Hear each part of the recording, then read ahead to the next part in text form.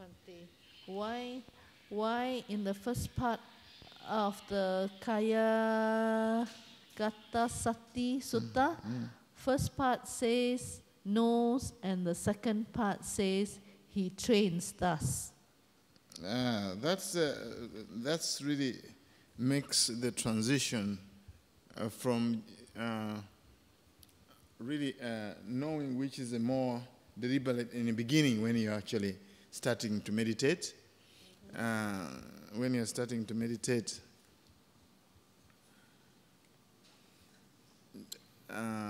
because you're just starting, so you have to build mindfulness, you have to build concentration, you have to build wisdom. So in the process, when you can begin, you cannot just you cannot begin training. You must know. In other words, it points to a first level of knowing, and further training that requires, once the skills are built, then you start training. So in order to see deeper, because this is like breathing in short, breathing in long. In the beginning, you know. In the beginning, further you know. refinement is a further refinement of. It's like when you're driving a bicycle, when riding a bicycle. Eh? Most of the time is actually trying to get the balance. Right? Try to get the balance to make sure that you are staying like this. You cannot maneuver a lot. So you get the skill, and then after you get the skill, then you can go around the corner like this. You can move the hand because you're already trained. I mean, you have already known. Basically, it shows that the basic, since you are starting to observe the breath, it's long, it's short, long, short, and then this knowledge is just basic knowledge. But as you do that, what build is mindfulness, concentration start building, energy building, and then wisdom. Then after you have stabilized that, then you start training further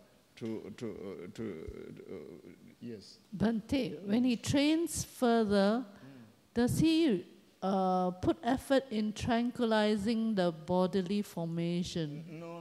There are two different interpretations. Other interpretation, they say, yes, you do it. But once you build these qualities of the mind, which is the spiritual faculties, mindfulness, concentration, wisdom, naturally those are the ones which are going to tranquilize the mind. I mean, yes. Because the thing that most of the time people say, okay, tranquilize the mind, still make sure to make an effort. Actually, it's more of the skill. Bring my book, I'll show you, because I wrote more about it.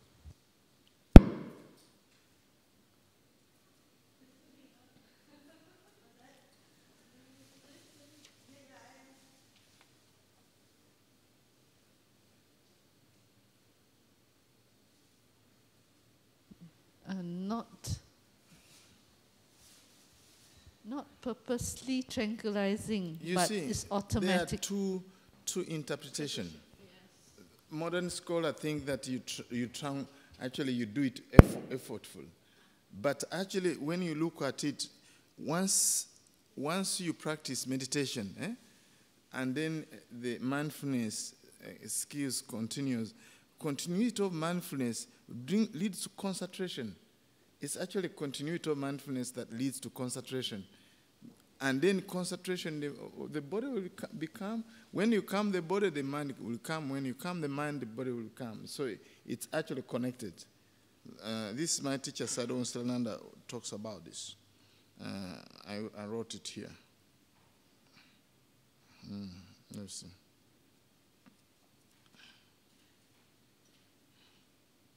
Okay, breathing. Okay.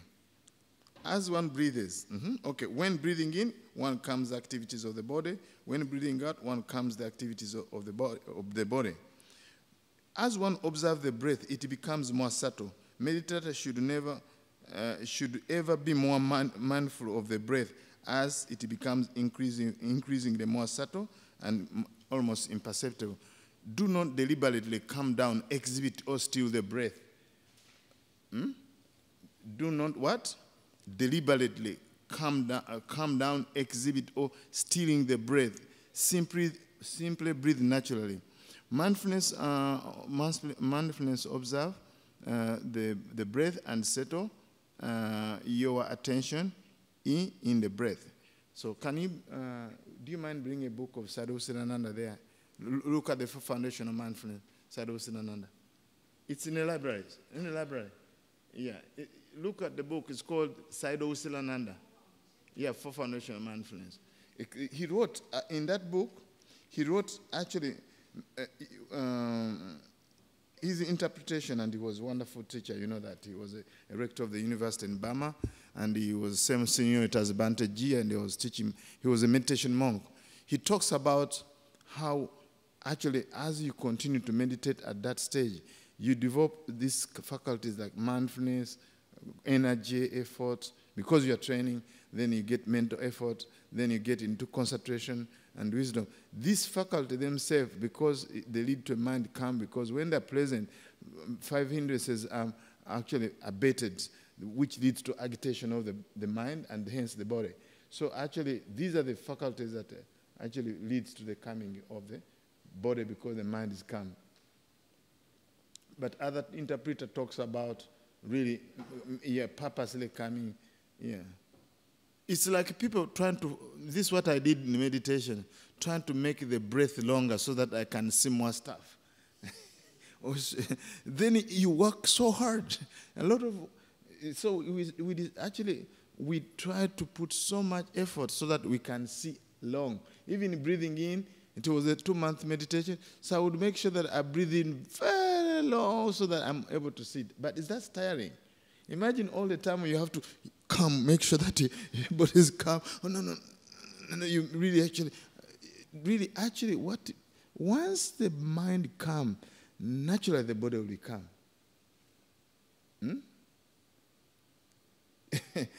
Yes, so I think you can see the book and then we can refer to it. But the modern school, of course, they talk about the whole body, they talk about the whole actually physical body. This sutta has a lot of interpretation because the Buddha never really make it clear. So now we rely on commentators and modern teachers. Everybody, they say their own thing.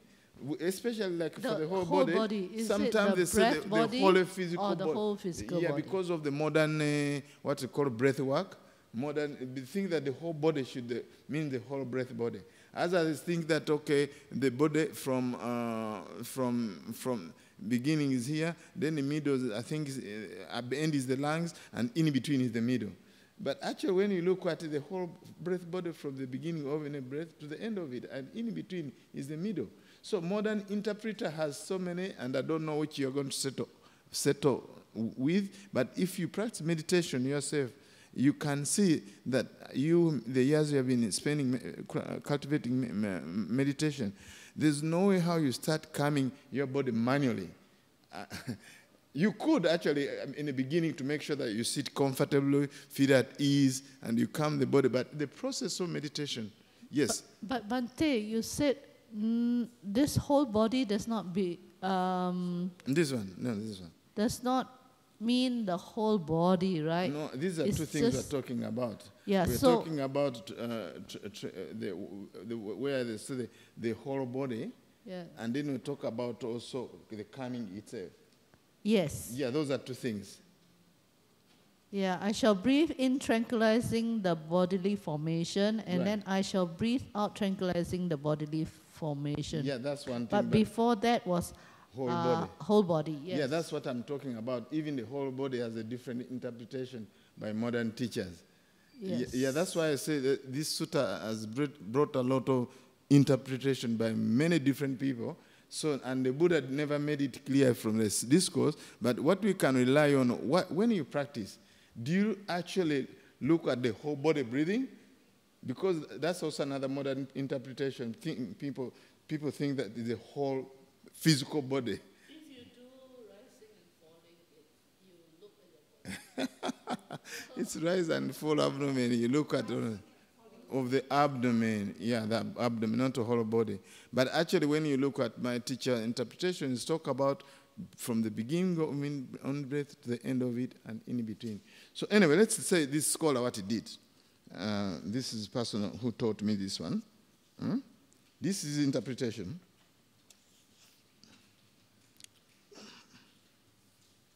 Okay. Who want to read it? Who want to read it? Read it. Read it. Read it. Read it from here. Read it from here, I think. Read it. When you practice this kind of meditation, you should try to put forth effort and gain knowledge in order to see all in-breaths and out-breaths clearly while you breathe normally. Sit. How many things do you need in order to see the breaths clearly? How many factors are involved in each act of clear observation? You need effort, mindfulness, concentration, and understanding. That's what I said. Yeah, continue. Calming the gross in-breath, literally body conditioned things. I shall breathe in. Thus he makes efforts. Calming the gross out-breath, I shall breathe out. Thus he makes efforts. In this passage, the breath is called body conditioned thing. The Pali word for body conditioned thing is kaya sankhara. Kaya means body and sankhara means conditioned. Therefore, it means a thing conditioned by the body. It is said that breath is caused by consciousness or the mind. But when there is no body, there cannot be any breath.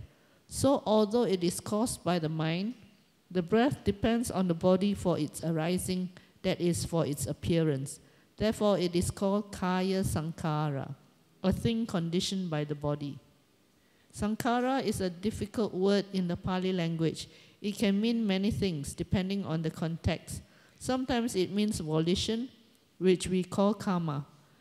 In the teachings of the dependent origination, sankhara means just this. Sometimes it means the 50 mental factors, headed by volition, as in sankhara kanda, the aggregate of sankhara. Bhante, you want me to read all the sankhara? No, I think it's very clear. He mentioned it. What are the mindfulness state you need? Mindfulness, you need effort, mindfulness, concentration, and understanding. And that's what comes what? Calm the gross in breath. Yes. I think we have calm already answered. the gross out breath. Yes. Okay. If you take the practice, you see as you continue to practice meditation, anybody who has practiced meditation, once you really continue to observe the breath, those factors will develop, and at some stage you feel calm without effort, trying to really calm the body manually. But if you can, that's fine, but I think the instruction point to that. I can read this one is... I can read... what? Arya path. Wait, let me see, where's the question? Question is here.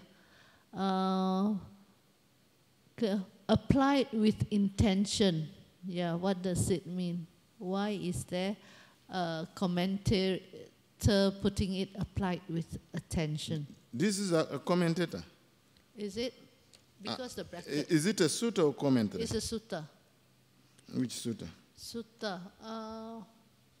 Arya path here. Samyutta? Is it Samyutta Nikaya or Anguttara Nikaya? Bottom, Bhante. Which one? Anguttara Nikaya. Yes. Sapuga Sutta. Sapuga Sutta. The 4 factors of striving of purity. Behavior, factor, striving purity mind, purity of view. I must have read this sutta a long time ago. So where's the question? Then what are the 5 hindrances? Striving to purity. This is called purity of desire, effort. This. Okay. One put hindrances here. What's hindrances? Why you put it? Why you put hindrances? No, it's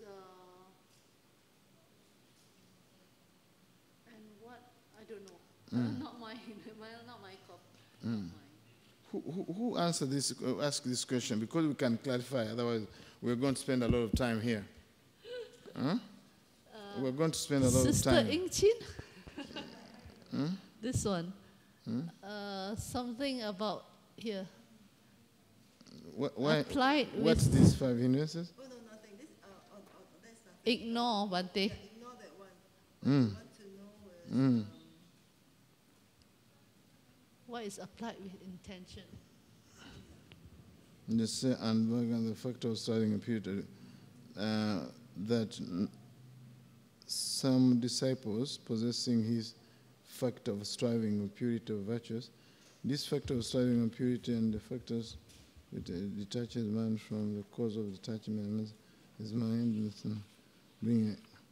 he thereby reaches right liberation. This is called purity of liberation. The desire, effort, enthusiasm. This is actually what is called this is part of the Idipada, desire, effort. This is part of the clear applied with intention. yeah. We don't understand what you mean applied with intention. What does that mean? Clear comprehension. Is trying to talk about clear comprehension. Clear comprehension in bracket is talking applied with the intention.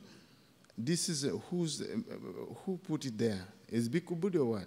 Because when he talks about, when he puts something in bracket, he's trying to explain you what is a clear comprehension, sampajanya. So it cannot be applied with intention, right? Clear comprehension Is called clear comprehension means clear knowing, and it must be intention there to know. You see this word here? You see these brackets when they put here? This square bracket is trying to explain this one. Oh, Yeah. explain what is clear comprehension. Yes, yes. Oh, so the clear comprehension Is this one. According to him, he put it in, he's helping you to understand this word. Yeah, it's not something else. It's not adding any information to the discourse. Okay. Yeah. But why is it applied with intention? That's his own explanation. It's like for me talking something and I put that square bracket and I put in my own words to help you to understand it better. It's not adding any information to the discourse.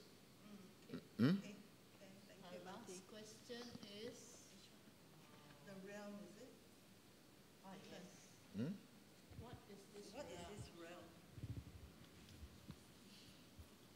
I haven't been there myself. Tell me what Uganda, I'll tell you. This is actually one of the 32, is one of the 32 levels of existence and different realms. It's, Because you don't go to Nibbana. No, if you don't go to pure abodes, is it? yes, I'll check this English name. I'll check this English name. I've forgotten the English name, but I'll tell you, I'll get back to you the English name of this. But you know, these are different levels of existence reserved for these people. And so, unfortunately, I haven't been there. I'll tell you precisely what it is, but anyway, don't worry, I'm going to check the English word. Yeah, I know before, but now I've forgotten. This Akanita. Yeah, but it has an English name. Okay, that's finished. These are 6 questions. The first one is, were all the Buddhas... Just a moment. Are all these questions asked by one person? Yes. No, we want everybody, put them aside. We want every person here to start asking. We'll come back to this one. Okay. Yeah. Any questions from the floor first? You get the first bite. Yes. As you're thinking, then we can say, were all Buddhas existed only in India? If so, why? Will the future Buddha material also be born in India? Who knows? That's the answer to this.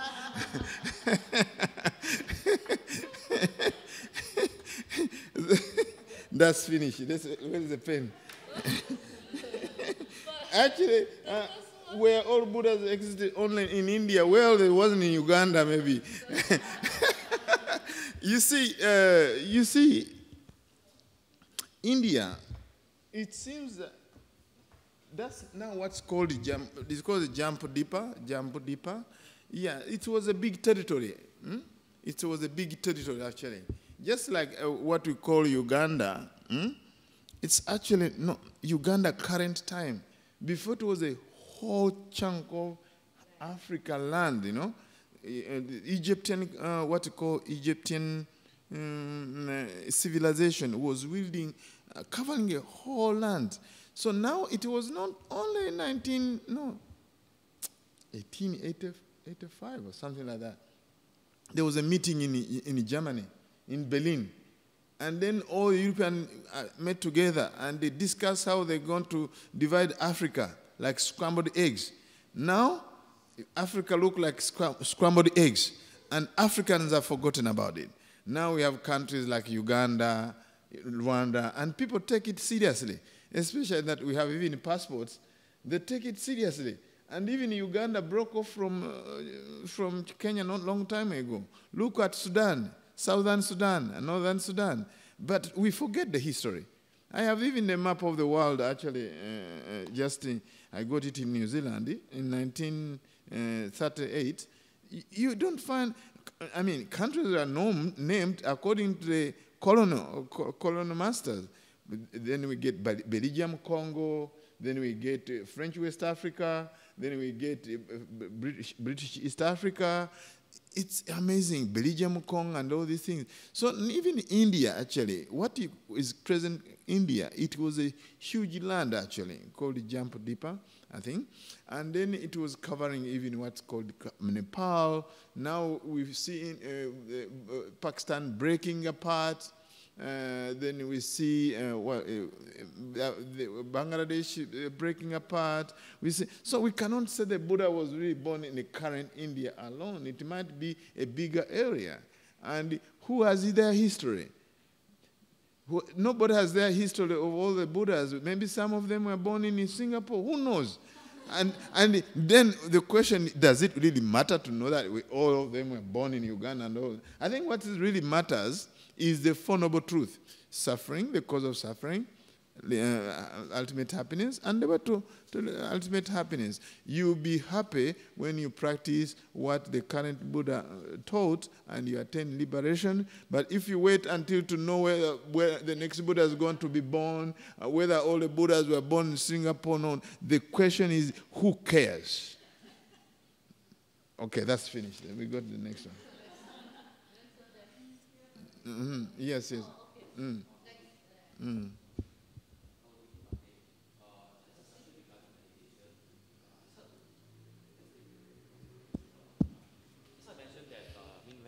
meditation, you can watch the breath. The breath can help you to... Sorry? Yeah. Okay. I mean, what happens to people who have health problems, like they have sinus or they have asthma, and they have difficulties breathing? So how can they still meditate properly when they have such health problems? There's something I didn't understand. Oh, sorry. I mean...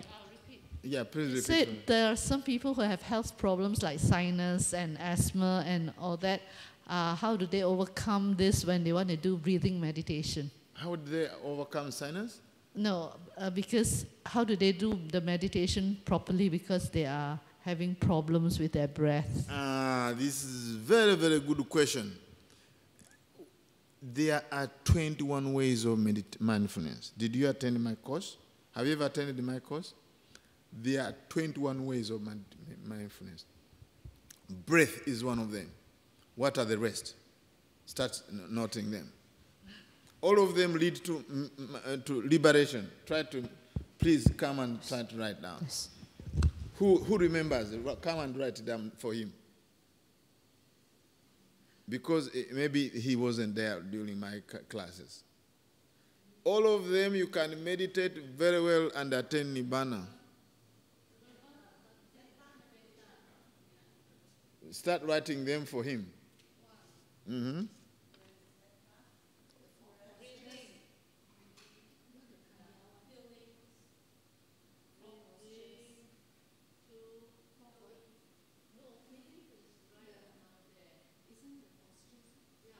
Postures, right? Bhante? Postures. 3. 4 postures. But no Google, no Google. No Google. No Google. No. Oh, is it mine?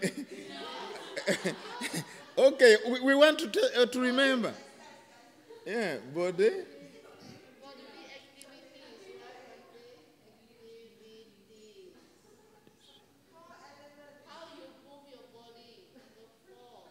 4 elements.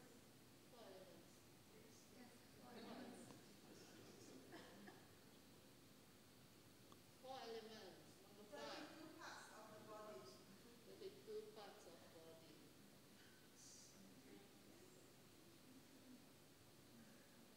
Then this is the channel ground, right? 6 to 9.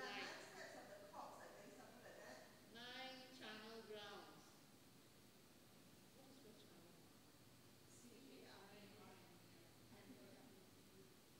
And NEL.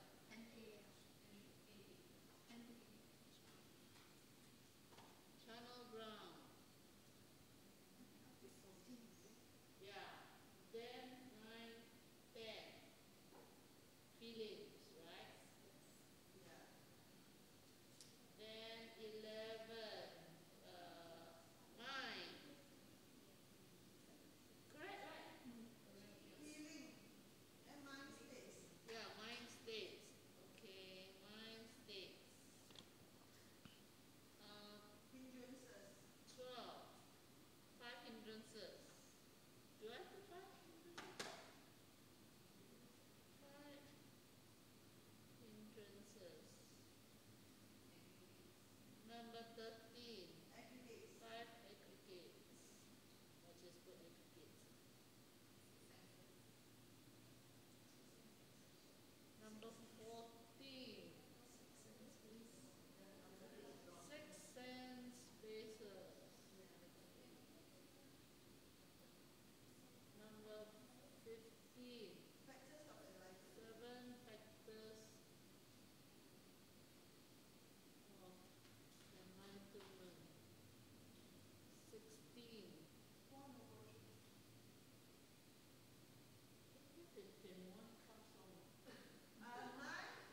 from 6 to 14 is the 9 channel ground. Oh, had it wrongly, huh? Yeah. Oh, 6 to 9, 6 to 14, sorry. 6 to 14. 14, 15, 16, 17, 18,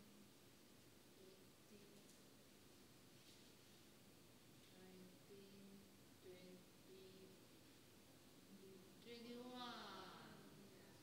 You made it. Who asked the question? Okay. These are all meditation. So don't have to do breathing. You can do postures, bodily activity, 4 elements, 32 parts of body, 9 channel ground, feelings, mind states, hindrances, aggregates, 6 sense bases, 7 factors of enlightenment, or 4 noble truths. And all of them you can attain enlightenment. Yeah, you bring a discourse. The Buddha repeated how to attain enlightenment 21 times. So that means when maybe you have a problem with breathing, you can actually be aware of the 4 elements, breathing in, rise and the 4 of abdomen. And you become aware of elements. Okay? Does that answer your question? Yes. So the only thing is that mindfulness of breathing is so popular that most people are confined. They're confined to it, and even more confinement is people who count the breath, and they become good chartered accountants. 1 year, 2 years, 3 years, they have become good breath counters. That's also another method which the Buddha, actually the commentary gave it.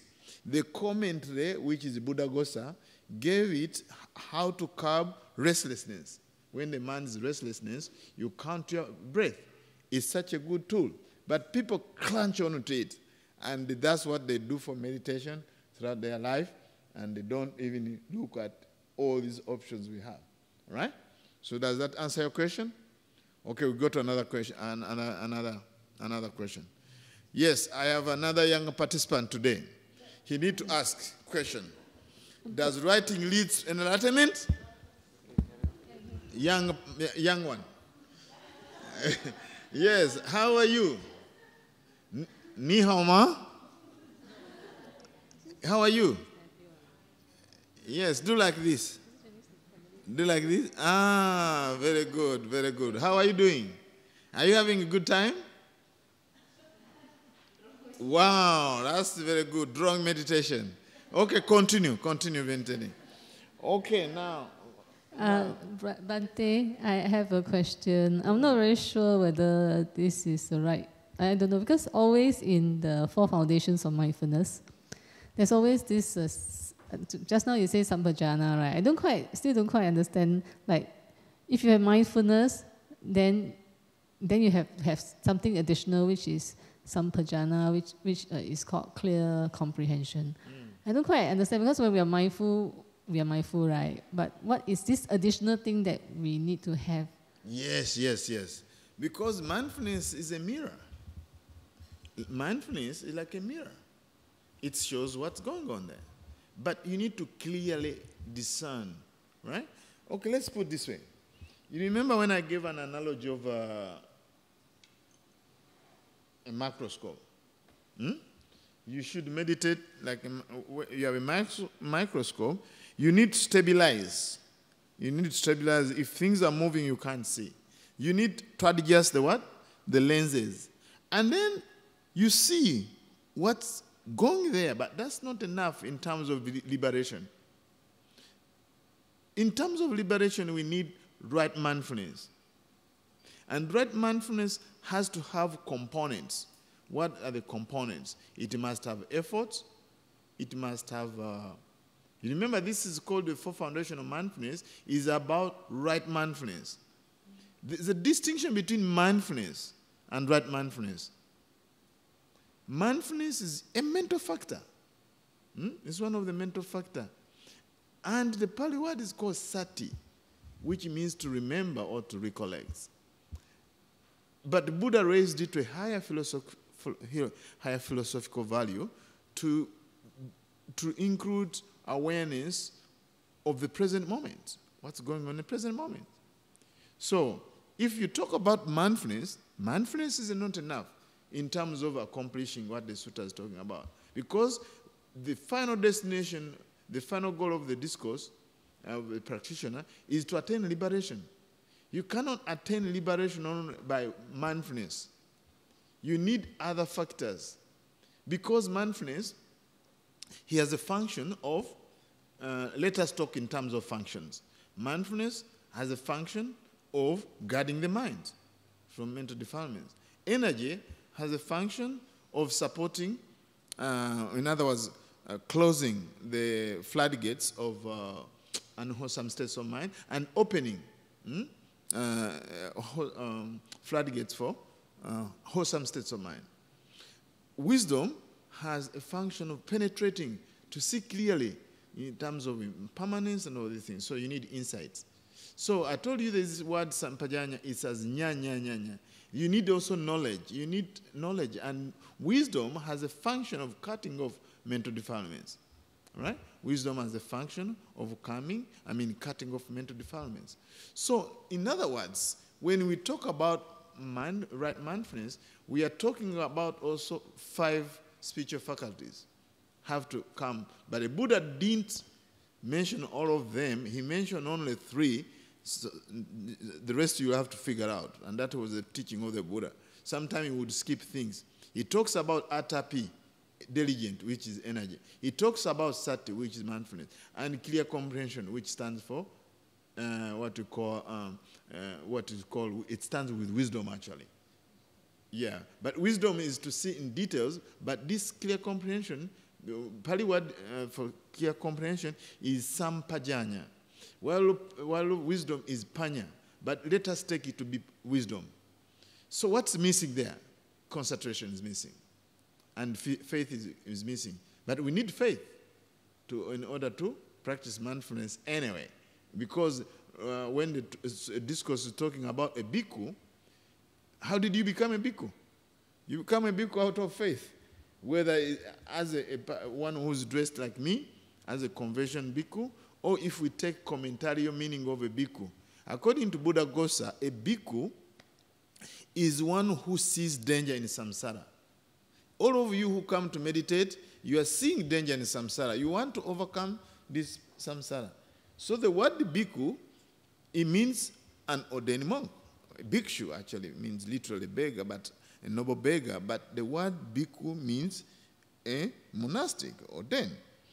But the commentator can help us also, Buddhaghosa, that's where we find an interpretation of a bhikkhu, one who sees danger in samsara. And in many ways, for us to become a monk, we have seen the danger in samsara. That's why we live other kind of life, and we live monastic life. So for me, though the Buddha didn't say like that, but the Venerable Buddhaghosa actually give another meaning, which include people who have not yet ordained, but lay people can be diligent in the practice, seeing that they want to overcome suffering, the danger of samsara, the round of birth and death and all that. So even a person, let's take the scenario that is not ordained monk to be called a bhikkhu, but still if we extend it to that meaning of a commentator, you can say meaning. You can see all of you who come here, why don't you go to casino now? Go to the bar, have a beer or two, and you come here to listen to the Dhamma. That means you have faith. And the sutta is talking about a bhikkhu to meditate, but don't stretch it far. Now you are going to have a bhikkhu Ailing. Don't stretch it that far. Hey, there's a bhikkhu Kim, a bhikkhu Jenny. Where's Jenny? I don't see Jenny. Yeah, don't say this kind of things, bhikkhuni, whatever these things. I'm trying to explain that bhikkhu in a commentary in Visuddhimagga, we find the meaning of the word bhikkhu. And the suttas addressing bhikkhus because they are the ones who are sitting in front of him. We can say they are monks, but this instruction is not only for ordained monks. It's also for people, other people. What are those people? People who sees danger in samsara. Otherwise, nobody will be here actually. All of you, you will be in a bar and take a discotheque. But because you see danger in samsara, you come here to learn Dhamma and practice meditation.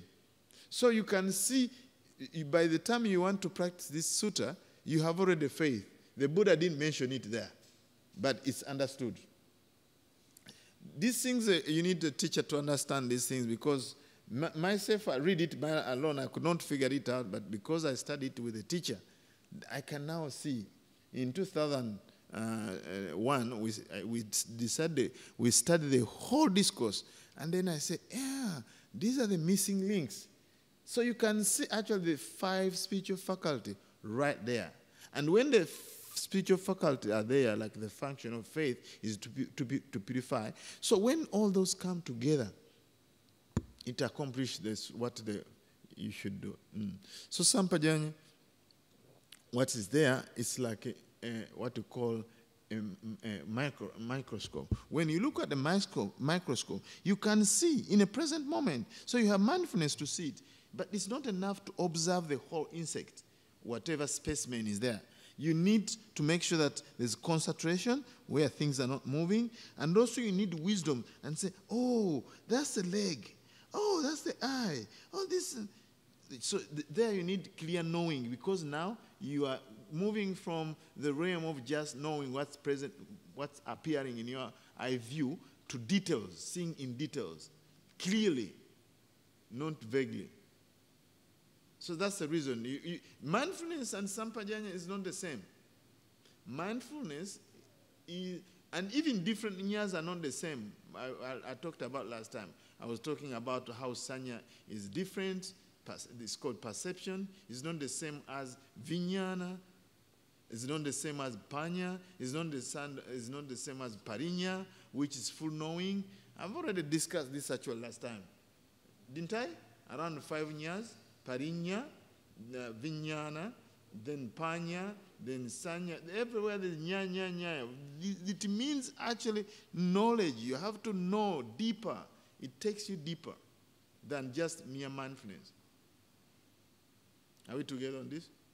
So then, in order to see something and find out in your microscope, you need all of them. You need the mindfulness. You need the effort to keep adjusting the lenses. You need concentration so that this thing is not moving.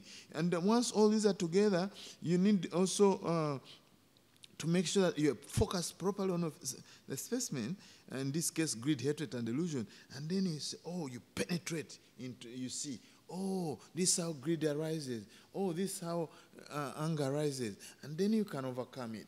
In other words, this course is asking you to overcome this conceit, this craving for the 5 aggregates, the world. So for that, you need the whole package of wholesome mental states.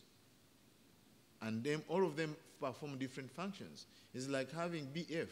You have the president, you have a general secretary, you have a treasurer, you have volunteers. They all perform different works to accomplish the mission and the vision of the organization.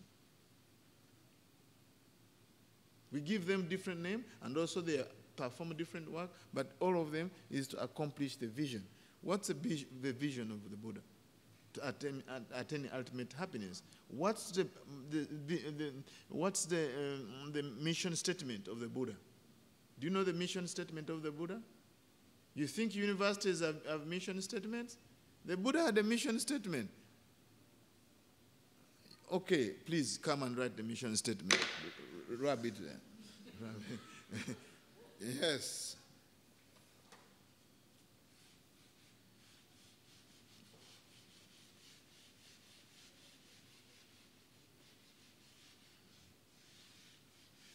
If you think universities and organizations have vision and mission statements, let's see what the Buddha has to say about this. You are Buddhist. Please come and help out. Eh? No, the vision. Okay, what's the vision? What's the vision of the Buddha?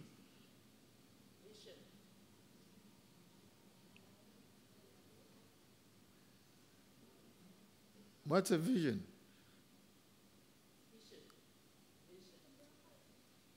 What's the vision of the Buddha? You are going to see, once you know the vision and the mission of the Buddha, then you will see that mindfulness is not enough.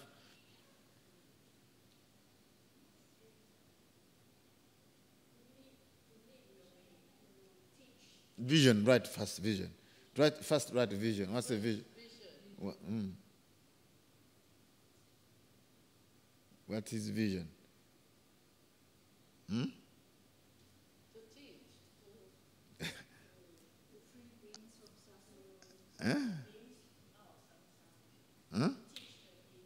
To teach the beings.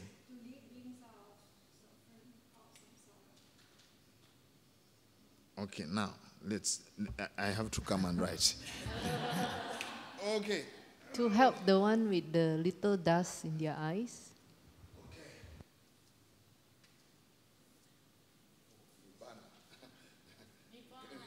Attain Nibbana, not bananas. Okay? This is the ultimate goal. Vision must outlive your life. Then any vision should be something that it will engage you the rest of your life. So now attain Nibbana. Okay, attain. All right? Okay, now, mission statement. What's the mission? Mission statement. Mission, so let us say statement. All right? Mission statement. You think university has a mission statement? To understand suffering. That's the first one. Understand suffering. And then to abandon the cause of suffering. To abandon the cause of suffering. To abandon the cause of suffering.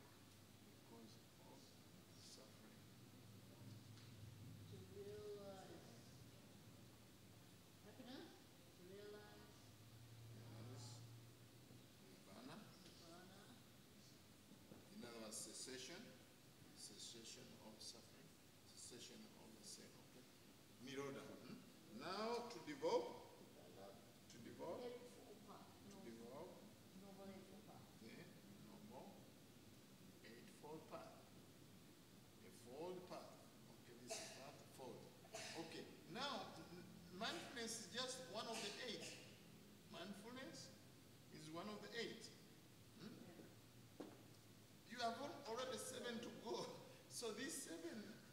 understanding all that, so then it leads you, when you develop this one, then you understand suffering. When you understand, you abandon the cause of suffering, which is greed, hatred, and delusion. Greed, hatred, and delusion. Once you abandon the cause, then you realize Nibbana. This is ultimate. In fact, some discourses, it's arranged in a way that this is before, and this they change the position. There are some discourses. So we should know this very well. This is the vision of the Buddha, and this is a mission statement. Any Buddhist should know, because these are the tasks. These are the tasks. There are 4 tasks that are required by a practitioner. One is to understand, another one is to abandon, another one to realize, and now to develop. This is what we call bhavana. That's the whole meditation is called bhavana. All right? So bhavana is mental cultivation. We cultivate our mind to understand suffering. Once we understand suffering, we abandon it, the cause, and then once we realize the vision of the Buddha. This can take us 1 lifetime, 2 lifetimes, all days, or half of it, 100. We don't know. So the Buddha had the vision that will outlive your life. Even when you start a company, you must have a vision. Not only for one day, like taking ice cream. You have vision to take an ice cream. So now, with this background, we know that mindfulness need other factors, like clear comprehension, which is wisdom. Did I answer your question? Okay.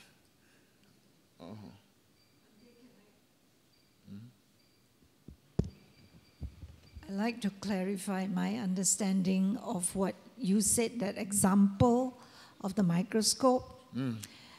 Let's say you look at the microscope and there is a foot of the bee.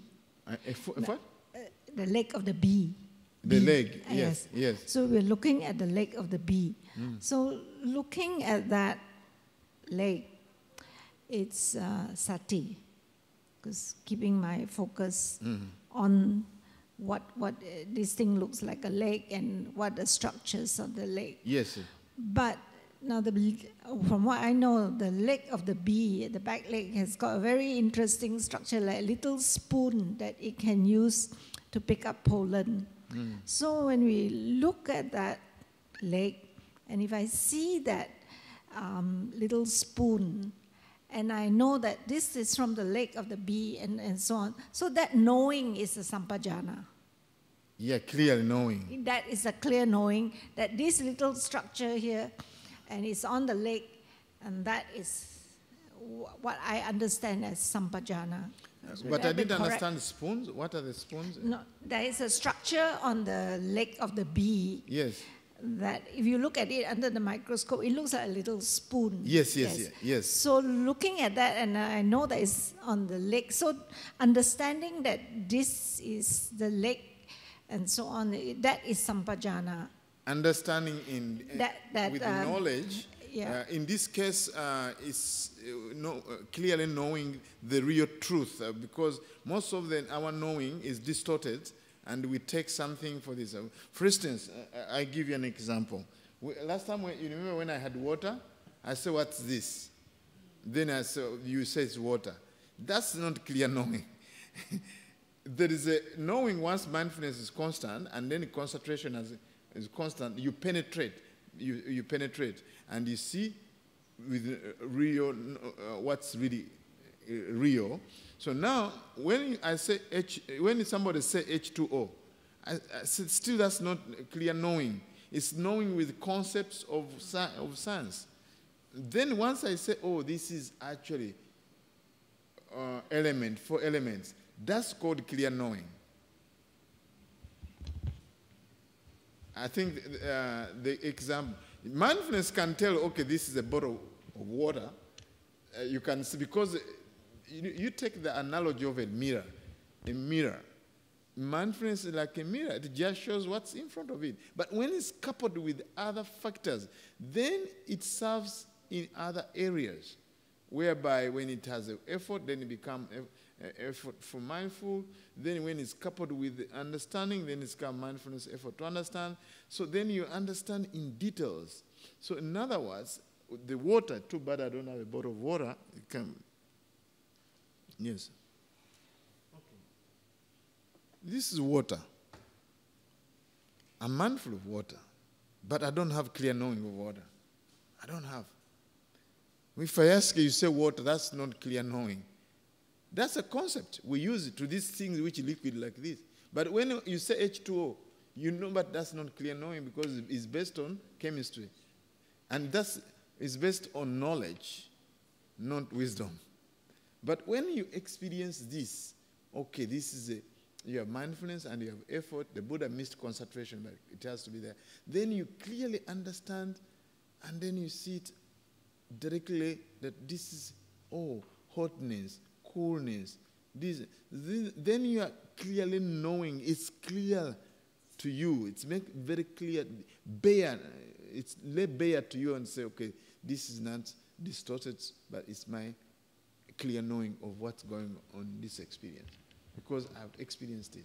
So the word sam is more of actually an intensification, and nya means to know. So know deeply, clearly, clearly knowing. Yeah. So this mindfulness has not yet this knowing unless you qualify it as right mindfulness. So those are the difference between right mindfulness and just mindfulness as a mental factor, as a stand-alone mental factor, because it's a mental factor, one of the 52 mental factors. So Bhante, in her example, you just have knowledge that it is the bee's leg, yes. But it's not clear knowing until you break it down to the elements. Yes. You break it the elements to and aggregate. You see things as clearly as it is actually, not something like concepts. Yeah. A lake. Yeah. Because when you look at this paragraph, the Buddha repeated it in everything, so that you actually knock off the misunderstanding you might have about what the body is. Like, for instance, when he talks about the 32 parts of the body, he said that as a person with a clear sight will see the bag and say, oh, this is millet, this is barley. Not, this is barley, I don't like it. This is millet, I don't like it. Some of the, if you do like this, you don't have clear insight, clear comprehension, because you are seeing the body with emotion commotion. So, this is what it is. When you break it in Pali, it's very clear. Okay, another question. Okay. Okay. I think I back again to the, it has been removed. What's I'm talking about the aggregate. What is his name? Brother Tanu. Tan? Tanu. Okay, okay, yes, Brother Tanu. I back again to aggregate. There is one word, I think number what? Aggregate? Yeah. My thinking now, because the aggregate actually, to my understanding, something related to the, we call it energy. But energy is not in the, in the word here. I'm from technical. My visualization, actually, energy. But my question now, in the aggregate, actually we have feeling, because when I see something, it's energized, maybe my emotion, my energy, or desire, yeah? The feeling, of course, we have 5, okay? And then 5. Also, the feeling. We have ear, eyes, nose, feeling, and the tongue, yeah? That is creating. 6 senses. We have 6 senses. Yeah, 5. But then the mind is the 6th one. Yes. Okay. And that is one of the aggregate. And then also we have perception. Right. This perception, it creates also without the right understanding, because of the perception, it creates the, we call it consciousness. Sorry, it create the, what they call it, yeah, something like the emotion and so on. But that is can be wholesome, can be unwholesome, and maybe there's neutral perception. And then also we have the next aggregate. Actually, to my understanding, is the whether I have the consciousness or not. Because when you say knowing, when you say knowing, it doesn't mean we have the understanding. Because when we know, we know. Actually, when I look from different angle, aha, actually that is not what I meant. Maybe it's wrong. My question is about the aggregate again. Where is the aggregate? Yeah, what is the question? Where's the aggregate here? What do you want to know about the aggregate? What is the aggregate actually? Because I want to develop, when I meditate, I want to cultivate my wholesome instead of unwholesome. Because we always have wholesome, unwholesome. Yes. So when I meditate, I'm not talking about the nibbana. When we meditate, we like to cultivate the wholesome. Yes. And in order to cultivate wholesome, therefore we meditate. Yes. But then, when we meditate, in the reality, we also have the wholesome, unwholesome. Cultivate, that means when I water the plant, the water will go. But in the reality, when I meditate, it's always have wholesome, unwholesome, and maybe neutral. Mm. So how to clarify this with meditation? Clarify what? How to cultivate the wholesome during meditation? Okay, you see the Noble Eightfold Path? All those are factors which are wholesome. All the Noble Eightfold Path is a heap of wholesome. A heap. You know the Noble Eightfold Path? Right understanding, right speech, right thought, right speech, right, all those are. And when we meditate, that's exactly what we use. That's why we call bhavana. We actually arouse understanding. You understand the body. You understand the breath. In fact, in the whole breath, you can even find the 5 aggregates there. Do like this. Please do. You asking the question, do like this in a breath. No, do like this. Your finger, you don't have another. Yeah, yes, like yes. this. Yeah, this now the breath, and then breathe in. Breathe in. Yeah. Yeah. And breathe out. Breathe in. Breathe out. Breathe in. Breathe out. What's the breath? In terms of aggregate. Okay. But That's a form. You have a feeling, sometimes it's neutral when you're breathing. You perceive it as a breath. And you have to pay attention to the breath. Mindfulness. Mindfulness is part of the mental formations. There are 52 of them, but mindfulness is part of it. You become mindful of the breath. Then the awareness of the breath, because the breath is a body, that's body consciousness. And when you talk about 5 aggregates, you need to qualify them. 5 aggregates of clinging. That's why you call the being, because you cling to the 5 aggregates. 5 aggregates is only for the arahants who have overcome greed, hatred, and delusion. So in other words, between the 5 aggregates and the 5 aggregates of clinging is actually greed, hatred, and delusion. Once you overcome those, and then you are no longer having 5 aggregates of clinging. You actually have 5 aggregates because you have attained, and once you attain the 4th level of enlightenment, which is called arahantship, you actually totally overcome ignorance. Totally ignorance. You have overcome greed and you overcome aversion. So what you have is what we call 5 aggregates. So all kinds of meditation is aimed at cultivating wholesome states of mind and letting go of greed, hatred, and delusion. That's what the sutta talks about, when a bhikkhu using what we call atapi, sati, and sampajanya, having overcome that, of course, concurrently, what we call covetousness and discontent. So as we meditate, it's a process of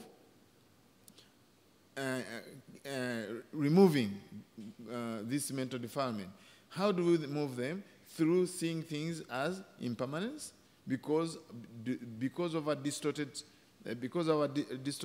perception, we tend to take things as permanent. So through meditation, we see for ourselves things are impermanent. That helps to chip off the defilement. Then dukkha. We normally see things as happiness. Through meditation, we find out they are dukkha, suffering, unsatisfactory. Then through meditation, we usually we take things to be safe without meditation. But when we see our meditation, we see things as non-safe. So by meditating like this and you gain insights into the true nature of things, that's what actually dismantle, in the first place, the defilements. Are we together on this? In between there, we have also perception. When you meditate, of course, we try to, when you say cultivate, we try to cultivate the awareness.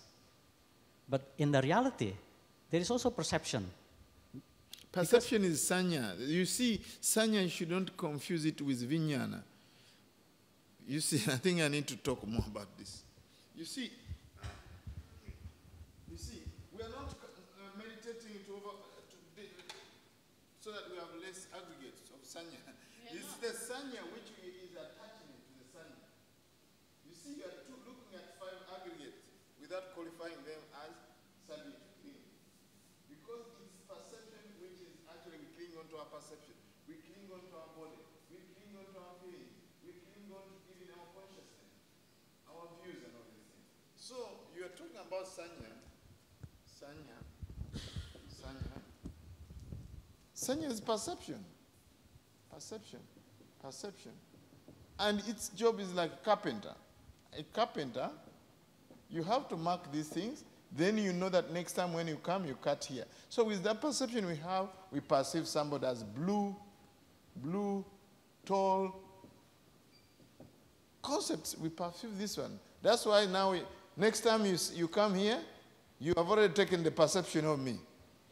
Another time, maybe Bhante Sujato comes, you're not going to say, oh, how is Uganda? Because now you have a proper perception. The problem, when it comes to these things, we actually cling on to our perception. Have you heard a story about a couple which was walking, and the Ajahn Brahm talks about the story, but actually it came from Ajahn Chah. The couple married, and then they're walking on their honeymoon, and all of a sudden they heard a sound. The husband says a duck, and the wife says a what? Chicken. Darling, it's a duck. No, it's a chicken. Chicken, duck. Then they start to say, it's D-U-C-K, period. Then they got angry until they come to sanity, and they found out that actually the reason why they're on honeymoon is not to distinguish between ducks, the sound of duck, and chicken, but actually to be happy. And then they went together and they overcome this perception. Many arguments is about perception. Even in relationships, marriage can be ditched because different perception. We cling on to our perception. So don't confuse it with vijnana. So this is consciousness. And in these 5 aggregates, consciousness is always given a name as I consciousness. And so is the body consciousness. And also, even this one is the 5th aggregate. This is the 3rd aggregate. We cling on to this. We cling on to form, the physical body. We cling on to feelings. This based on eye contact, based on eye contact, and so on. Then sanya, usually sanya is based on objects. This is based on organs. Now we have number 4, which is mental formations. Formation. I told you, even these 4 aggregates themselves, 5 aggregates, already they are in the breath when you observe the breath. That's why I told you to put the finger there. So now, these 5 aggregates are called aggregates subject to clinging. The whole meditation ends up, the discourse ends up, not to cling on to anything in this world. Which is this world? This one, the 5 aggregates. So how to cultivate wholesome is practice mindfulness. 21 ways, the Buddha mentioned them. The more you practice mindfulness, you get into continuity of mindfulness, then you gain concentration. When you gain concentration, you gain wisdom. Wisdom into what? Into these 3 things, which brings us trouble. We are not meditating to make things more impermanent. Things are already impermanent, actually. Things are already impermanent. You're not meditating to make them more impermanent. You're meditating to cut off your delusions. Where we are deluded, instead of things as impermanent, we take them to be permanent. And that we get into trouble. Things which are really suffering, we take them to be happiness. And things which have no self, and we take them to have a self. And hence the suffering. And if we bring even the body, things which are really unattractive, we take them to be full of attraction. It's our distorted perception. This is called vipallasa. Vipallasa. Vipallasa. The Buddha called vipallasa. Our meditation should change from this to this, this to this, this to this. So this is called seeing things clearly, not with distorted perception. And we can only do that, not practice vipallasa. We have to practice vipassana. Vipassana. Vipassana. We have to practice vipassana. Seeing clearly in terms of impermanence, in terms of suffering, in terms of non-self. When we do this, these wholesome states of mind, each of them has a function. I told you mindfulness has a function, wisdom has a function, concentration has a function, energy has a function. Imagine when all these are working together as a group, like people in the BF, the president is there, the vice president is there, treasurer is there, and all the volunteers, each of them are doing their own work. When they do their own work, they achieve the vision of the organization. So this mental state with the Noble Eightfold Path is a heap of wholesome. So that's what we do in meditation. We cultivate the Noble Eightfold Path. As we cultivate the Noble Eightfold Path,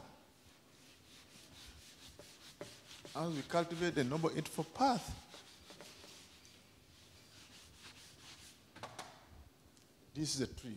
Suppose there's a tree here, and they have roots. Okay? Forgive my heart. My axe is not good. Right? There's branches here. All these branches. All right? All these branches. So now this is a tree. 1 level, 2 level, 3 levels. 3 levels. So as we practice the Noble Eightfold Path, we found out the Sila part. The Sila part can help us. Let's say, for instance, we practice 5 precepts. Yes, for instance, we start 5 precepts. So then this is going to curb our actions. Our actions and the speech. Speech. Right? Speech is going to help us to observe when you observe the Sila part, which is right action, right speech. So this one can help us to overcome what we call transgression level of defilement. Transgression level of defilements. All right? Transgression level. All right? So as we continue with our practice, this is part of the Noble Eightfold Path. Then we practice what we call mindfulness. Then we practice concentration. We practice also effort, right, like this. So as we practice this one, so this trunk, this part from here and here, is actually, we can overcome the obsessive level of defilement. Obsessive level. So you are sitting there and then you have a lot of anger going on. You are not acting out. You are not beating anybody. You are not shouting to anybody. But actually mental defilement and your mind obsessing you. It's like when you actually have a bamboo shoot. Bamboo. You have bamboos here. And then you just go and cut only the top and go to Uganda for vacation. What will happen? When it happens after 1 month, it will grow back. It will grow back. What about you just cut only the part of it here? Bamboo, eh? This is bamboo. Bamboo. You just cut only this part, and again go to Europe. Come back after 1 month. It will grow back. So now you need the root, wisdom. Wisdom, its function is to cut. Wisdom, to function is to cut off mental defilement. While this can hold, this holds, this mindfulness can hold, but wisdom cuts. That's right understanding. Right understanding, it can help to uproot. Because once we have wisdom, we see anicca, dukkha, anatta, which opposes these mental defilements, and then we can cut off the root, and then we get all the root out through further practice, of course, if we are to attain various levels of enlightenment. Of course, this helps to chip it slowly by slowly, to weaken it. But once you attain actual levels of enlightenment, the whole thing comes out like this, and then bamboo shoot will never grow again. You understand my analogy? So meditation helps to weaken. You can weaken them, the leaves and branches. Not enough. You can actually cut the trunk, but that's not enough. That's why we need all the Noble Eightfold Path. Not only practice right sila only, and this is enough. Maybe when I retire, and I go to, I don't know where I retire in Singapore. Are we together on this? That's the whole practice. Should I have the next? After looking this, what you explain? Come back again the mind. Because if we are in this situation, how we transform this mind? The mind is something like... What's mind to you? What's mind to you? I have the positive. When I say the mind, we have a positive energy, negative energy. We have a petrol, or anger. Petrol, I mean something to burn, or maybe in our feeling, in our mind, it's also anger. So if we think, of course anger is bad, but also petrol is bad. But if we able skillfully, the petrol we can use to drive the car. So come back to here, the mind. The mind, not always positive, not always wholesome, but we have also unwholesome. But if we able to transform this unwholesome to the wholesome, and to the positive energy, how you do that? Is it through the... This is how you do it. And I've told you, practice meditation through these various levels. What's this training in Sila? You keep the right understanding, right speech. Then you go on right effort, right mindfulness, right concentration. That's how you cut off defilements. These are defilements you're cutting. This is a tree of defilement. This is your mind. This is your lovely mind, which has greed everywhere, but it's on a different level. This is a grosser level, which leads you to when you are actually getting angry, you either hit somebody or shout at somebody. But once you have taken the precept, or when you're keeping right action and right speech, you're not going to do it. And that you transform your mind. These are mental states. Then also when you practice mindfulness, of course this also has to be done with mindfulness. We are talking about everything has to have mindfulness. Though I'm dividing it here for the sake of the training, but actually all this spills into this. Because this cannot stand without this. Even this one, too, everything spills. It's not like linear. It's actually cyclic. So in addition to that, this is how to train your mind, and this is the defilement also existing in your mind, and this is also how to train your mind, and this is how the levels you cut it completely until you attain enlightenment. You never have greed, hatred, and delusion. Here there's also greed on the roots, but you don't see it all the time. Because it's down, it's like looking at a tree. You cannot see the roots, but it has the roots, which is nurturing it. That's why if you don't remove all the roots, still it will come. That's meditation. This is everything I'm explaining pertains to your mind. It has wholesome and unwholesome.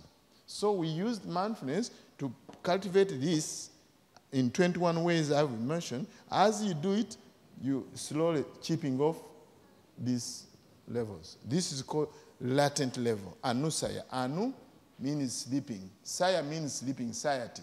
Anu along. So sleeping along, another translation would be latent defilements. On this level, you can remove them. Most of the time, once we remove this, we can see, wow, it works. Then we remove this through meditation. We meditate for an hour. You can see exactly what's happening. You can see the results. This is not speculation. Sit here for an hour, and then maybe the whole day meditation, and look at the way how your mind. Thank you very much. This is my doctor. Yeah. No problem. Okay, thank you. Okay, see you. So you see, this do it practically. You see how the mental defilement. Eightfold path. Yes. But this, we have also in Buddhism, maybe other religion, we call it chanting or prayer. Yes. How this work toward the transformation to the wholesome? Chanting also is. It helps you here a little bit of calm because the mind takes one object at a time. When you are chanting, at least you are not thinking about robbing a bank. So it will help you, but it really actually also time basis. As long as you are chanting, once you got off the chanting and you have not done this work, still you are back square one. So it has its place, but still you have to continue with the noble effort path. So we can use the visualization. We can chant, you can do whatever you want, but what I'm saying is that helps you to calm the mind. You might as well say ABC. Yeah, it helps you to chant. But the good thing about chanting is actually it has a purpose. It's different from singing because it's for education level, and also it helps you to concentrate, and also it builds faith. So devotion, it helps us to have devotion, concentration. Yeah, so it's very important. You should actually do chanting, but not excluding other practices. No, saying that chanting is the only way. Yeah, though there's a discourse the Buddha talks about, I think is in Digha Nikaya, as one of the ways, but we cannot really stretch it too far that, okay, I'll never meditate, and I'll be chanting, and chanting, and chanting. All the light, and then, yeah. So anyway, let's go to the next question. Yeah, it's okay. Thank you. Yes, so... now more and more questions come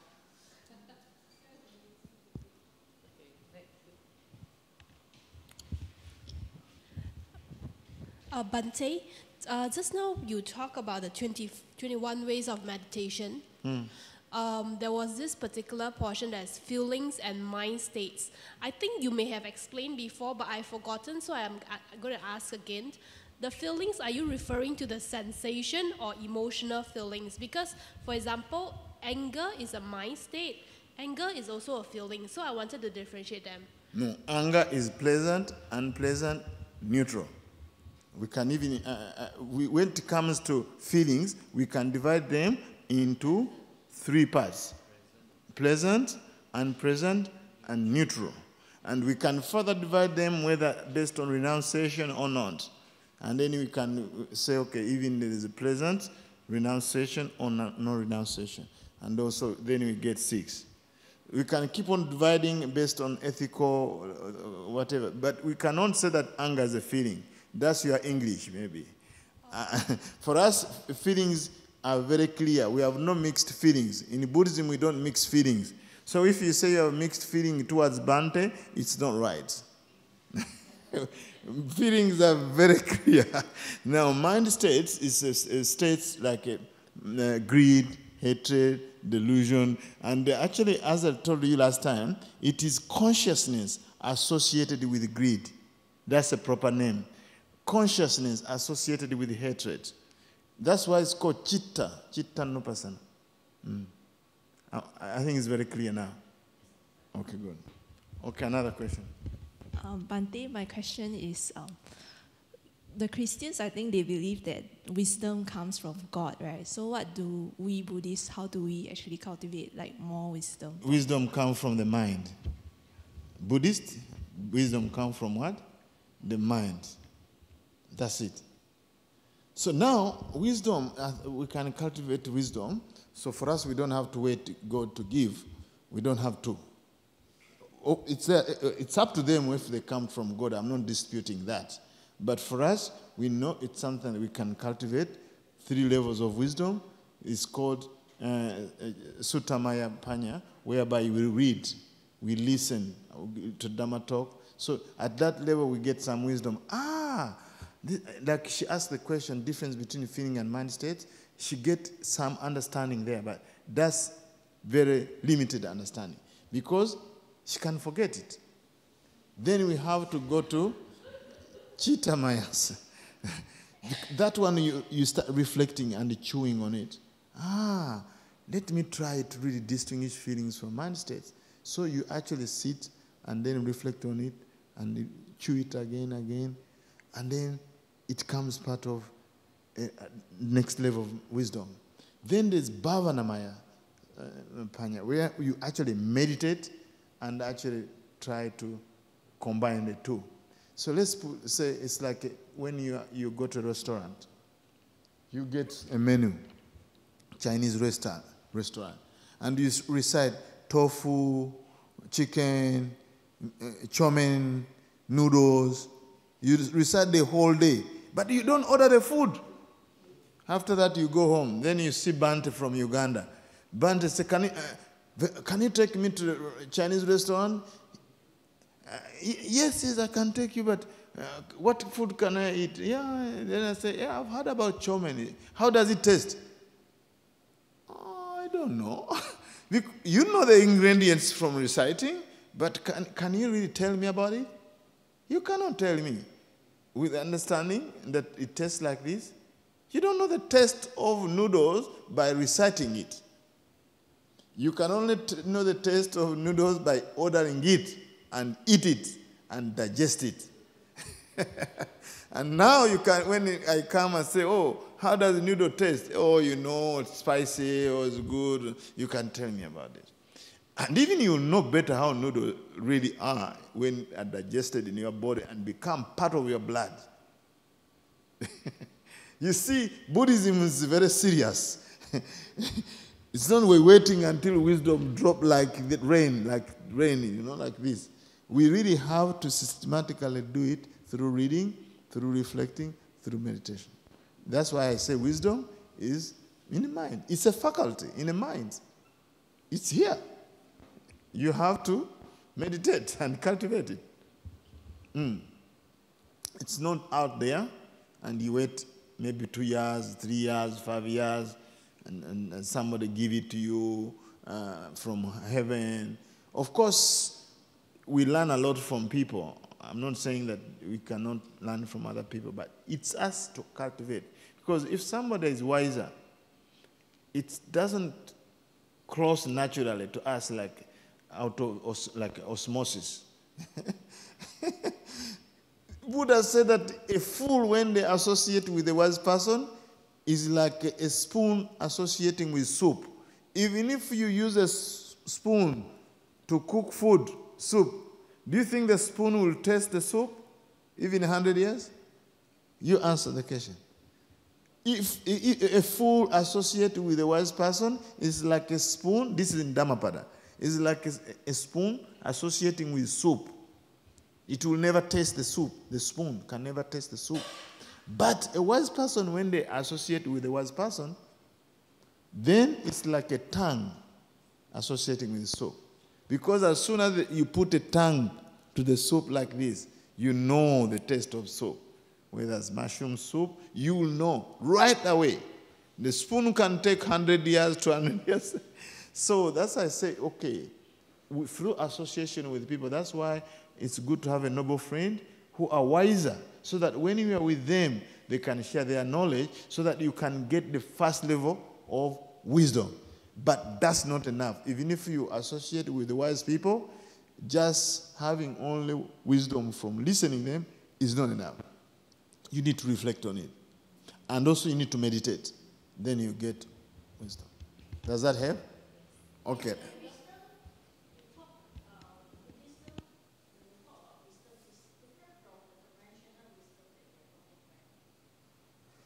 Because in Buddhism, we take things seriously from a technical point of view. Most people talk about enlightenment. When people talk about wisdom, this is their daily language. When I'm talking about the wisdom, what I'm talking about is from a Buddhist point of view and from a technical point of view. Not this way how daily people talk about enlightenment, awakening. Oh, I went to Sentosa and I was awakened. You go to Sentosa and you get awakened. Wow, I had heavenly time when I was in Uganda. Heavenly time? So these are daily language people use. You should know the daily language, but we are not here to talk about daily language because you know it already. You know blissful moments. But we talk about bliss in Buddhism serious. Even enlightenment. Wow, I had an enlightenment today. Enlightenment. So all these are daily language. Even wisdom they use in daily language. They mix it, actually, the way how people use wisdom in daily language is actually is a synonym for knowledge. But there's a difference between knowledge and wisdom. People get knowledge and they think they have wisdom. There's a difference. There's even a proverb which says that knowledge is an African proverb. Wisdom, knowledge without wisdom is like water in a sand. Okay, enough? Eh? No. Knowledge without wisdom is like water in the sand. It doesn't attach. So when you have knowledge, that means it's like water in the sand. It doesn't actually. Sand. Sand. Sand la. Sand la. No, sandy. Sandy la. Sandy. Sandy la.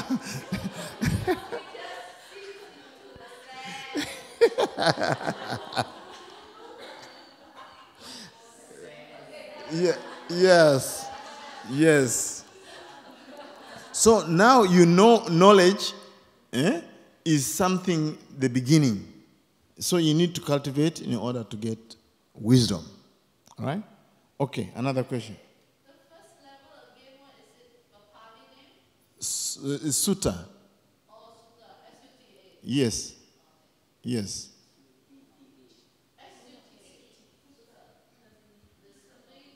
Listening. Learning is from learning. Learning. Your foundation course? Okay. Yes, please ask. Bhante, have questions. In the training that Buddha taught, especially precepts, Buddha always say, the precept is always, I shall train myself not to, and not to. Why isn't it made such a way that I shall train myself to cultivate? For example, instead of I shall train myself not to kill, becoming I shall train myself to cultivate loving kindness. Is there any reason for it? Is it because that not to is easier to be done rather than to cultivate a good deeds? When you look at the Buddha's teaching, actually, actually there's in Buddhism, it's already, the Buddha give actually positive part of it. There's Charita and Varita. But when you look at even the formulation of the Noble Eightfold Path, why does it start from the truth of suffering? There's a reason for this. After himself being in samsara and see how there's a lot of suffering, we can compare to really when this house is burning. When this house is burning, you have to really say the house is on fire. If you say, okay, let's go out and have food in a restaurant, maybe you'll delay a little bit looking for your passport. But when you say the house is on fire, you'll get out real quick. But when you look at it, for me, I want to explain it in terms of agricultural example. When you want to grow food or plant beans, you want to plant beans, and you go to a plot of land, you have the seeds. Do you just throw them in the land and wait for 2 months to germinate? What do? You have to first remove the unnecessary stuff. What are the unnecessary stuff? Is the weed. You have to till the land, prepare the land, and only then, once you have prepared the soil, then you bring wholesome seeds and plant there. Then those seeds are gonna gonna grow. If there are two people going for planting seeds, one will just throw them in a bush and wait for 2 months, and after 1 month maybe start removing weed. And you actually, you have the same time, 2 months. You first remove the weed, till the land, and after there's no weeds, then you bring the seed and plant. You are going to get better yields than somebody who throw them there. So for me, that's how I look at it. The Buddha, his teaching is to cultivate the wholesome. He wants us to first remove what is unwholesome. So abstain from killing. What should I do? Practice loving kindness and compassion. Abstain from taking what's not given. What should you do? You should be generous. It's because the habits of the mind are so deep.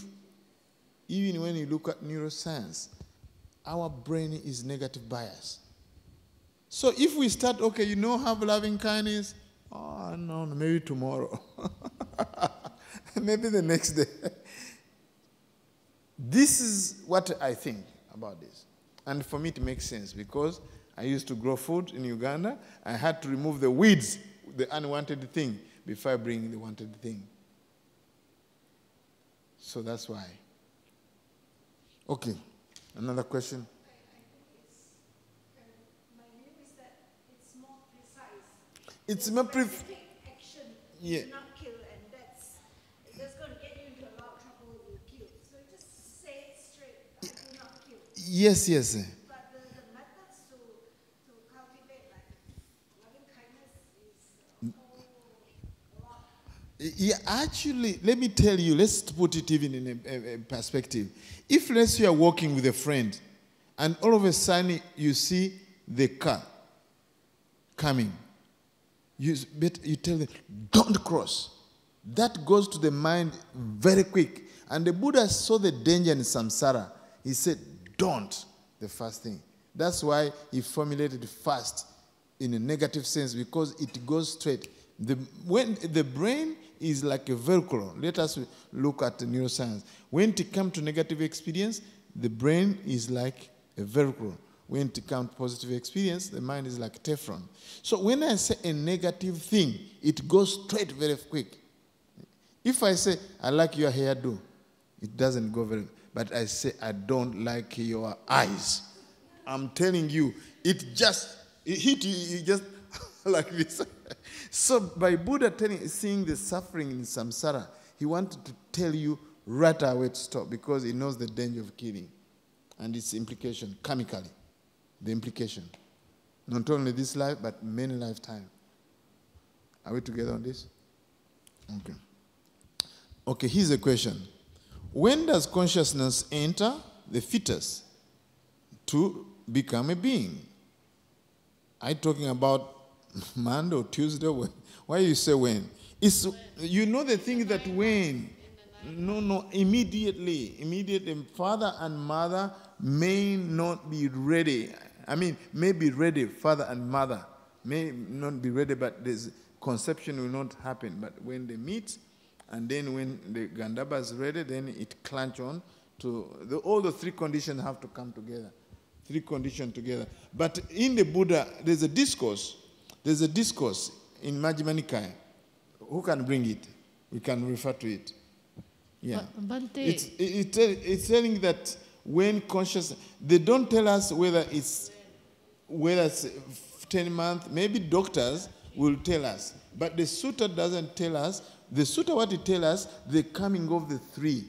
Yes, The coming of the three. Because when they meet, they can meet and have, but still they cannot have a child. I mean, there's no conception. But only the moment when everything is ready, the mother's ready, the father's ready, and then the Gandharva is ready, the meeting of the two. Yeah, Bhante, Venerable Agachita last time had a conference on birth and death and rebirth.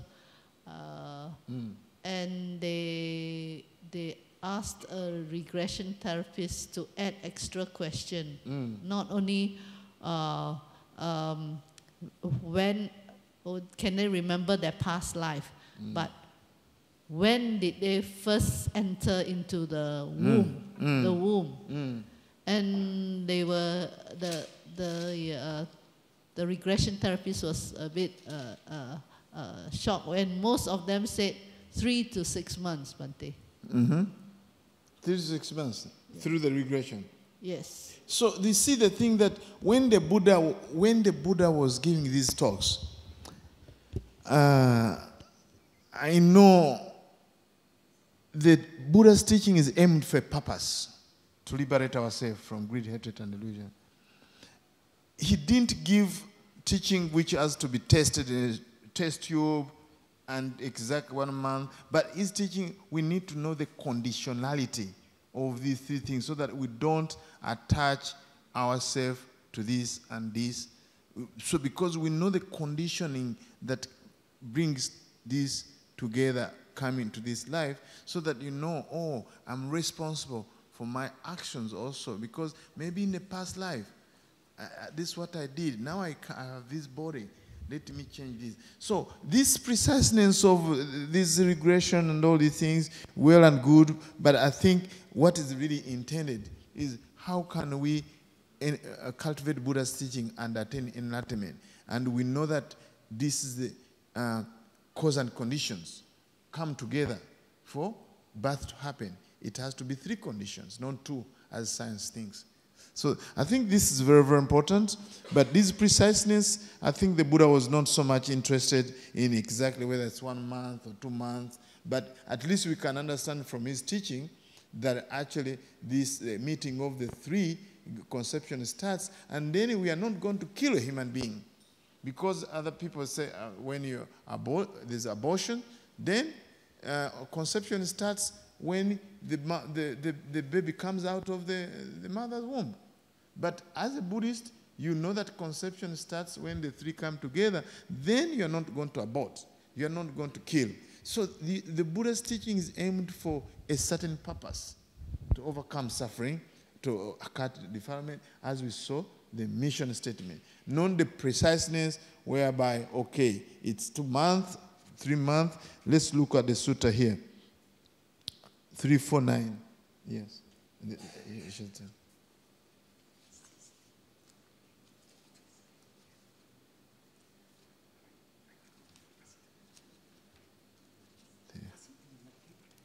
Okay, thank you. But, yeah? Huh?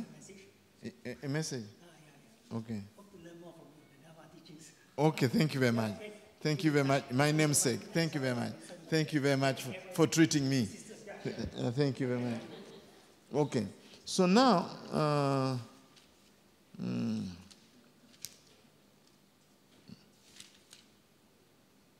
conditions. When you look at the Buddha, even where he talked about this, it was about dependent origination. Dependent origination. To understand the teaching on dependent origination, he talks about dropping. This is the way how he talks about it. He didn't give you the preciseness when it comes exactly. Let me see. He talks about contact. He talks about nutrition. Maybe I give you homework because it's called, you write it down, Maha Tanha Sankaya Sutta.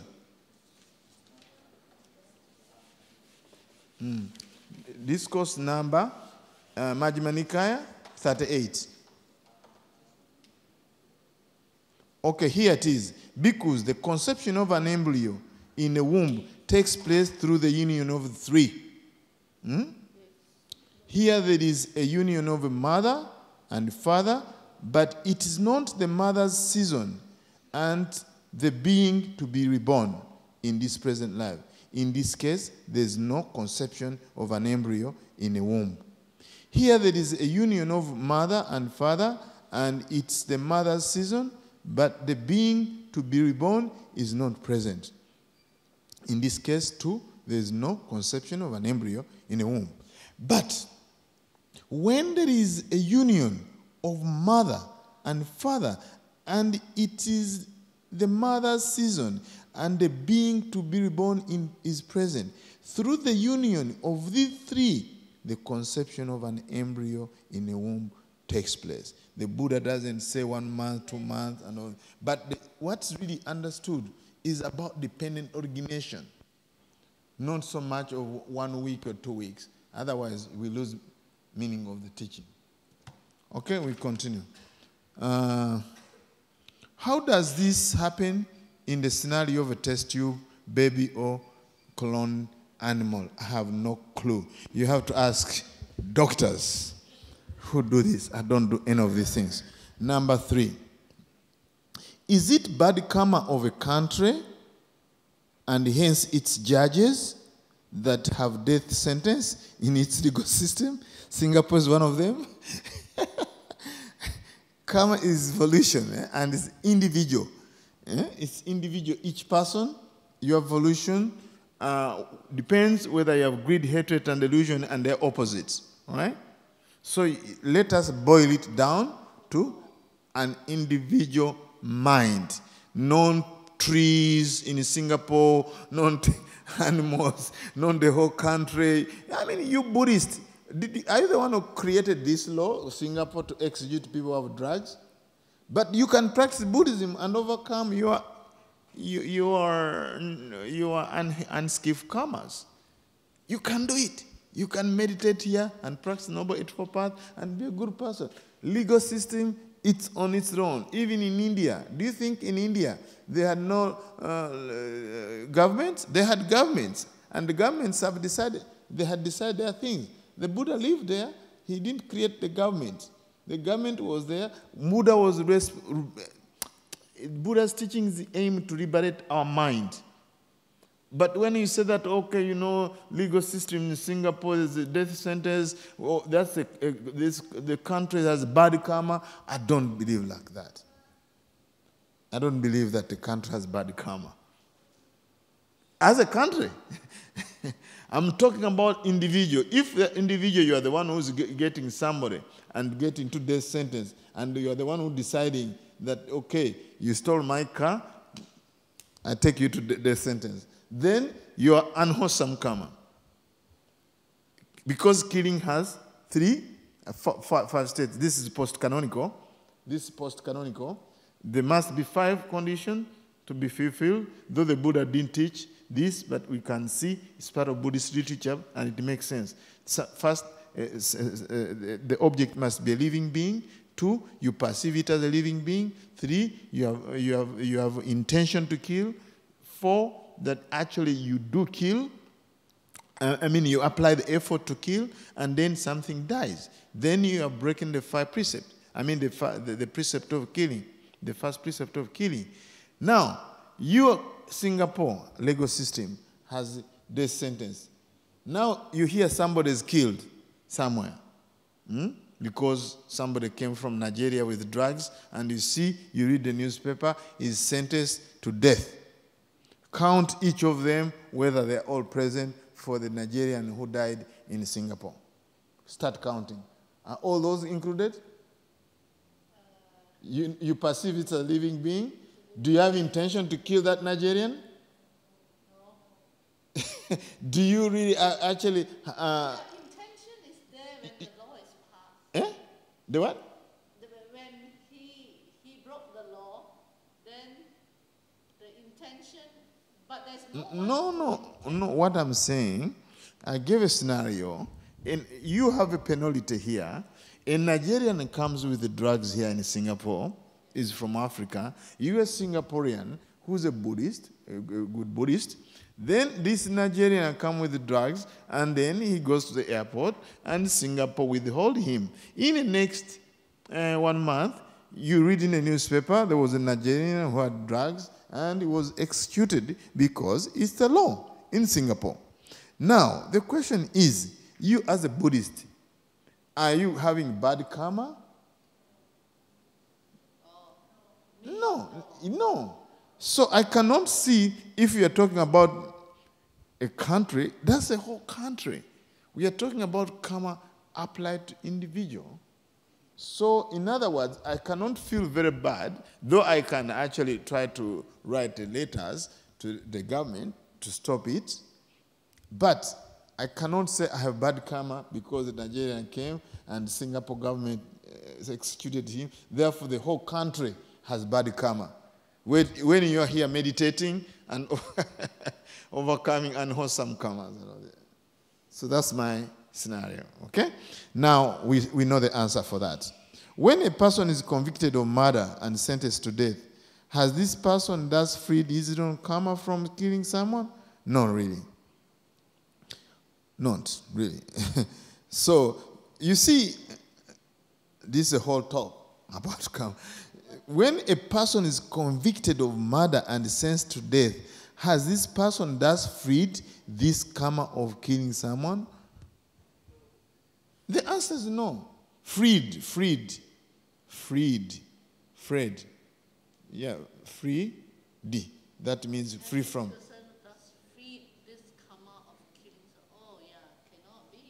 Cannot be. Okay. Is this person who serves prison term for stealing then has cleared this karma of stealing? No. By serving 10 years in a prison, that doesn't clear your karma. In fact, but by the way, we have also to understand the distinction between karma and karma vipaka, because I think people confuse the two. What it means,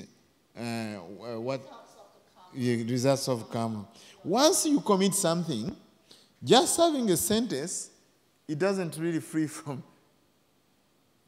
We can start practicing wholesome deeds, and then that can and get enlightened, but still our results of karma, they will come. At the example of Moggallana, he was enlightened, but in a past life he had killed a mother, so he was stoned to death. So the thing that by going to prison, even if you stay there, actually these days even they issue 426 years imprisonment. That will never wipe away your karma. The results of your karma. It's only when you start practicing the Noble Eightfold Path. And then the results of karma may not be strong, but still you get the results. And the Buddha gave a discourse in Anguttara Nikaya. It talks about salt. Salt in a lake and salt in a... Yes. So when you start developing wholesome sets of mind and meditate and start overcoming greed, hatred, and delusion, the results, still you receive it, but not big impact. As when you go on the street and start stealing and all that. I gave that an example last time. Stealing a book from the library in Uganda. Yeah, you remember I gave that example? Yeah, so you can steal a book in the library in Singapore, you end up in a prison. But when you come to Uganda as a meditator, you can take a book from our library. I just say you are practicing bookkeeping. You are off the hook. So you will be shamed, especially when I joke a little bit like that. But it's not the same as being fined and being in a prison. Because I know you are cultivating wholesome mind states. Okay, we go to the next, fourth. What's your advice when there is a need to kill? This should be kill, not cull. What's cull? I don't know this one. Cull birds? Cull birds, to kill the birds. Yeah. Okay. Now, the question is, what's your advice when there's a need to kill pigs, birds, cows in order to stop the spread of epidemic and save mankind? Definitely. You've killed and you'll get the results of killing, whether it's for saving human being and all that. But the good thing that also you get the results of having saved human being, and you can have a balance sheet. Balance sheet.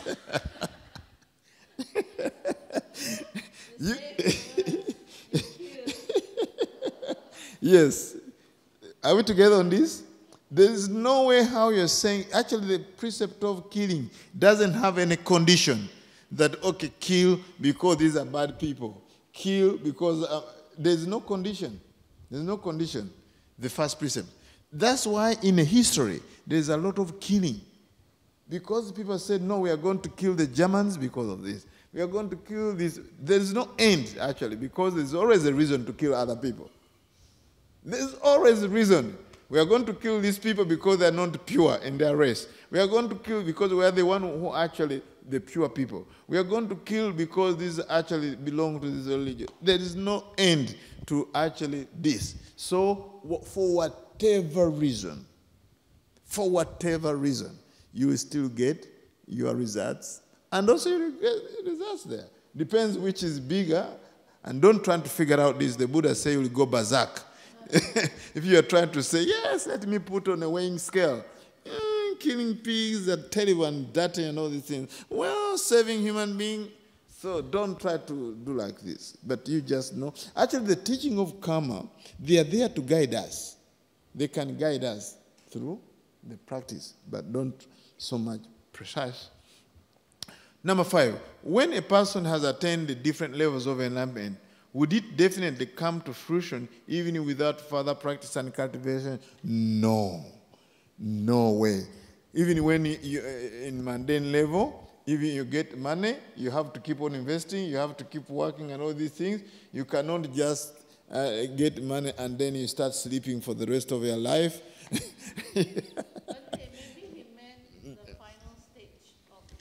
Still you have to meditate. Meditate just for the case of abiding. The thing is talking about different levels of enlightenment. He's not talking about final level of enlightenment. He said that when you attain Nibbana, you rest. Finally I've arrived. Let those people go to meditate. I'm not going to be bothered. You have to keep on meditating because different levels of meditation require you to overcome, to cut off defilement. There are 10 fetters. And each stage requires you to cut off a certain amount of fetter, samyojana. We don't have time to go through all this, but you know that each stage requires you to go on a drawing board and start meditating and cut off slowly until you reach the final enlightenment. So there's still practice. In case you are thinking of having a break, there's no break, my friend. I'm sorry to say that. According to the sutta, there is no need, this seems to be a different question. According to the sutta, there is no need to have jhanas to attain stream entry. So, if this sotapanna does not gain jhana in meditation, will sainthood become to fruition? That's only one sutta. Really, generally we understand that sota means the Noble Eightfold Path. And what's the last part of the Noble Eightfold Path? Concentration, and it has to be right concentration. If you want to cut out corners, well, you can use this sutta. But actually, when we talk about sota, you see this interpretation, and most people don't understand the word sota, sotapanna. Apana means entering. And sota means 3 things. One is ear, another one is stream. In this case, the Noble Eightfold Path itself is a stream. Metaphorically speaking, that a stream is metaphor, metaphorically speaking. But actually, it's a metaphor for sota. But Noble Eightfold Path is what we call sota. So you have to enter the Noble Eightfold Path. In case you want 7, for some reason, justify it because there is a sutta. One sutta, I know that sutta actually, you didn't mention it. My friend, you need a minimum amount of concentration, at least, I would safely say, first level, first jhana, at least, because first jhana is overcoming 5 hindrances. How can you attain such a level like this when you still you have 5 hindrances raging, and cut off this deep defilement, which is self-identity view, and then attachment, rights, and rituals, and skeptical doubt. These are very deep-seated, as we saw the roots, deep-seated defilement. There is a discourse which talks about this, but if that's what you're going to focus on, I think, you see, the Buddha taught all these discourses, but you can see how many discourses the Buddha is talking about in Noble Eightfold Path leading to enlightenment. If we are just going to use only one sutta to justify our practice that we're not going to attain jhanas and enough to attain, good luck on that. But for me, I see we have to practice the Noble Eightfold Path. You may not need the fourth jhana, you may not need the third jhana, you may not need the second jhana, but definitely you need concentration. You need concentration definitely, and I just feel in my own view, I talk about from my own view, you need a minimum concentration of first jhana because you overcome the 5 hindrances and penetrate into supermundane. But this discourse is there, but if you want to use it for your practice. As the Buddha said always in Kalama Sutta, use your discernment. But for me, I see Sutta as the Noble Eightfold Path, not 7 Eightfold Path, or 7.5. So with that, with my humble submission, I think practice the package. Practice the package. I think Bhante Buddharakkhita say minimum is having the jhanic factors if you don't have first jhana. What's the jhanic factors? What are the jhanic factors? I can't remember. There are 5 of them. 5 jhanic. And what is the definition of first jhana? It's having those 5 jhanic factors. When they talk about quite secluded, let us go through the formula. Quite secluded from sense pleasures and unwholesome states of mind. What are those unwholesome states of mind? The 5 hindrances. One attains the first jhana. It has initial application of thought. It has sustained application of thought. It has piti. It has sukha. So exactly that's what he's talking about in different words. You're talking about my teacher using different words. Yes. Oh, I think we have run out of time. This is, according to the sutta, there is no need to have jhana. No, I've already mentioned that one. You choose what you want to practice, according to Kalama Sutta. Okay, number 6, the last one. In this era, it's very hard to confine boundary. Some jobs are non-desk bound, not time bound, very flexible in nature. We may work anywhere, anytime via computer, mobile devices. How do we view using mobile appliances for non-office official activities? Of course, we still deliver our work as required by employer. Is it breaking precept? I don't think so. It doesn't break precept. Thank you very much. Done this. Thank you very much for asking. Oh, you had a question.